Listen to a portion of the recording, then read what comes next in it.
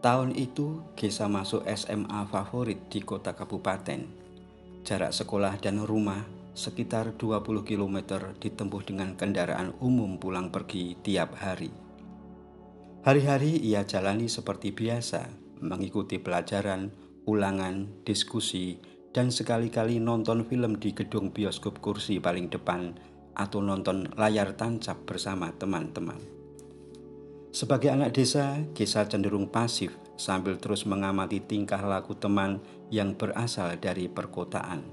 Anggapannya anak kota pasti lebih hebat dari segalanya. Hampir 2 bulan Gesa berseragam putih abu-abu. Beberapa teman mulai akrab dengannya. Spesial gadis berambut panjang sebahu yang selalu naik motor bebek terbaru di tahun itu. Namanya Liani Praptiani, biasa dipanggil Lieni. Gadis semampai berkulit putih bersih dengan tai lalat kecil di dekat matanya yang sipit. Barangkali kebetulan semata, Gesa jadi satu kelompok diskusi dengan Lieni di samping 3 teman lainnya, Sari, Ratih, dan Udin. Dari situlah Gesa mulai akrab dengan Lieni yang notabene anak kota. Tak berselang lama, teman sekelas pun tahu di mana ada Gesa, di situ pasti ada Lieni. Waktu itu, perpustakaan masih menjadi tempat asing bagi sebagian besar siswa. Hal tersebut membuat perpustakaan menjadi sepi pengunjung. Akan tetapi, berbeda dengan kelompok Gesa, perpustakaan menjadi tempat favorit. Setiap ada tugas kelompok dari guru, perpustakaan menjadi satu-satunya sumber informasi, tempat berdiskusi, juga tempat santai bersama. Beberapa hari terakhir, Gesa merasa ada yang aneh dengan anggota kelompoknya. Baru berkumpul sebentar, satu persatu mereka pergi dengan alasan tak pasti. Ada urusan ini, mau ketemu itu, dan sebagainya, meninggalkan Gesa dan Lieni sendiri di ruang perpus. Loh, ada apa ini? Gesa kaget. Kamu ada masalah dengan mereka, Ges? Tanya Lieni sambil terus membaca buku yang dipegangnya. Tidak, kenapa dipikirin? Toh tugas kelompok sudah kelar, lanjut Lieni santai. Gesa dan Lieni kembali fokus dengan bacaannya masing-masing. Mereka berdua betah berlama-lama di perpustakaan hingga ditegur oleh petugas. Bisakah bacanya dilanjutkan di taman kota, Nak? Sindir petugas perpustakaan. Gesa dan Lieni hanya tersenyum, kemudian mengembalikan buku di rak dan cepat-cepat keluar dari ruang perpustakaan. Hari itu ada ulangan. Gesa dan Lieni datang lebih awal. Tujuannya supaya dapat menempati kursi yang diinginkan, pojok kanan belakang, jarak paling jauh sekaligus jarak aman dari pengawasan guru. Seperti biasa, Gesa duduk di belakang Lieni.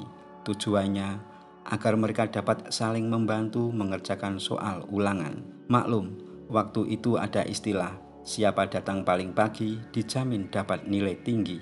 Lokasi menentukan prestasi. Suatu ketika, Gesa dan Lieni tertangkap basah. Kertas ulangan diambil guru, kemudian disobek-sobek di depan kelas. Saat itu pula, mereka dibawa ke ruang BP, disidang. Setelah mendapat peringatan dan sedikit caci maki, mereka disuruh menandatangani surat pernyataan tidak akan mengulangi kerjasama saat ulangan. Gesa dan Lieni kembali lagi ke kelas. Betapa kagetnya mereka. Begitu membuka pintu, lemparan tepung putih mengenai wajah Gesa dan Lieni. Serentak seisi kelas mengerubung sambil bersorak, asik, jodoh, jodoh. Gesa dan Lieni cepat-cepat lari menuju kamar kecil untuk membersihkan muka. Terdengar gemericik air keran dibuka setengah. Begitu keluar dari masing-masing kamar kecil, mereka tertegun, meringis dan senyum-senyum sendiri melihat bercak-bercak putih yang masih menempel di kedua pipi makhluk yang dikerjai teman sekelas. Mereka baru tersadar ketika ada kakak kelas menepuk pundak Gesa yang meminta agak ke tepi karena menghalangi jalan menuju kamar kecil lainnya. Gesa tidak langsung ke kelas tetapi mampir ke kantin. Gesa yakin Kalau kembali ke kelas bersamaan dengan Lieni, pasti akan terjadi kehebohan-kehebohan lebih parah.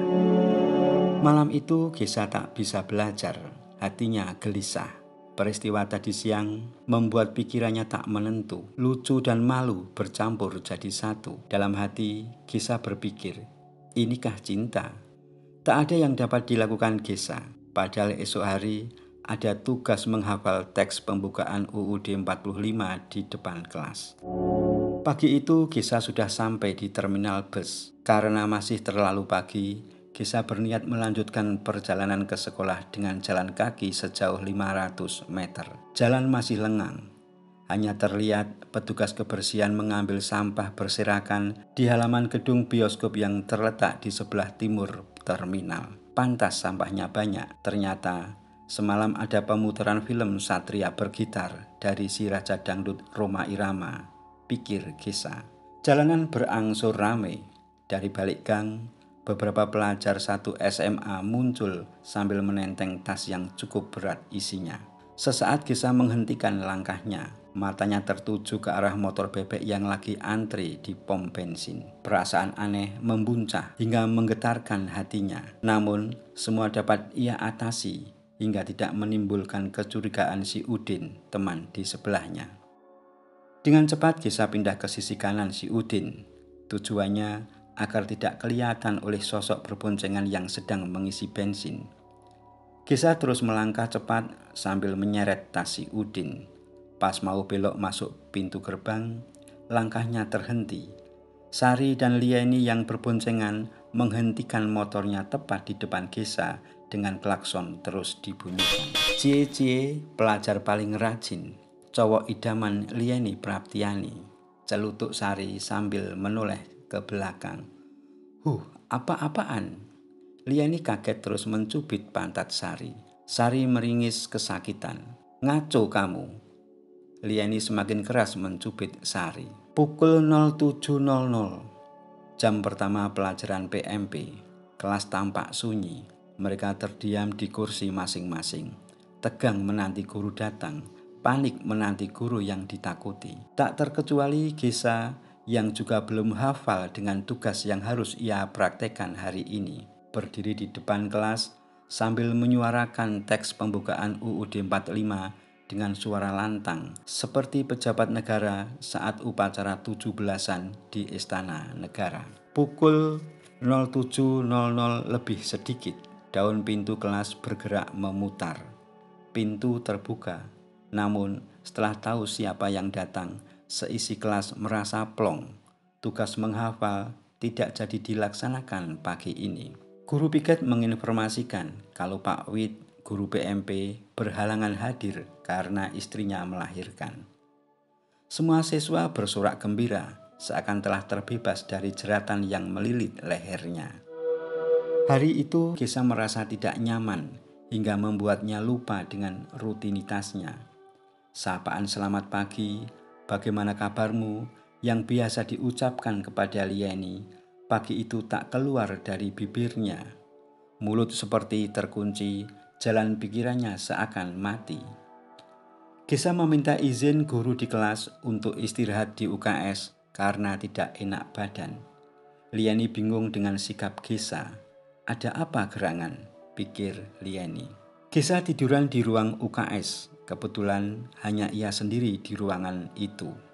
Tanpa Gesa sadari, Lieni bersama Sari telah berada tepat di sampingnya. Kamu sakit apa? Tanya Lieni lirih.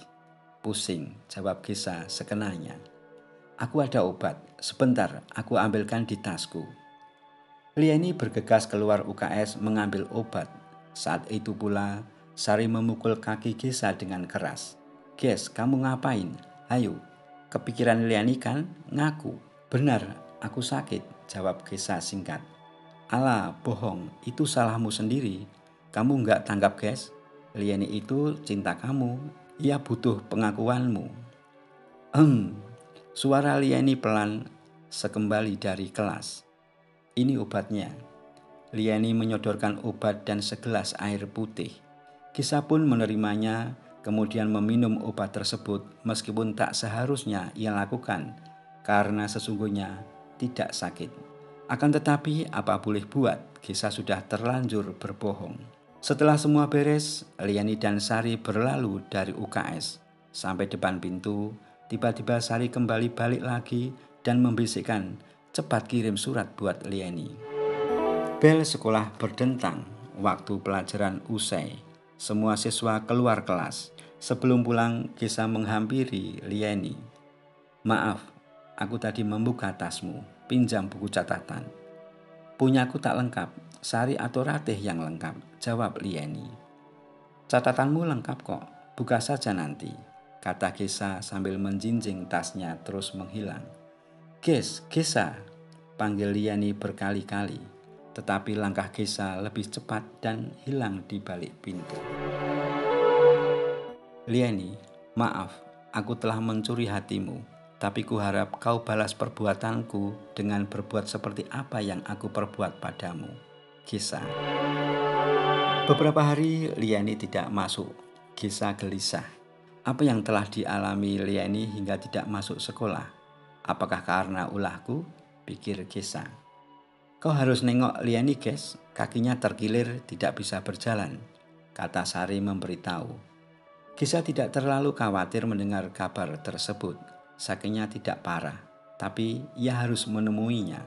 Sehabis pulang sekolah, Gesa langsung ke rumah Liani. Setelah tanya sana-sini, akhirnya rumah Liani dapat ia temukan. Sampai di depan pintu gerbang, mendadak hati Gesa menciut. Gesa sudah kepalang basah. Ia harus bertemu Liani. Ia mencoba memanggil dan mengetuk-ngetuk pagar. Tiba-tiba Gesa dikagetkan klakson mobil yang mau masuk. Seorang lelaki turun dan membuka pintu gerbang. Mobil pun masuk. Sambil mengamati penampilan Gesa, lelaki itu menanyakan maksud kedatangannya. Kemudian lelaki tersebut tidak memperbolehkan Gesa menemui Liani tanpa alasan jelas. Kini Gesa tahu siapa Liani sebenarnya. Barangkali Liani tidak pantas bersahabat dengannya. Gesa tahu diri. Lelaki desa yang tiap hari berebut waktu dan berdesakan naik bus.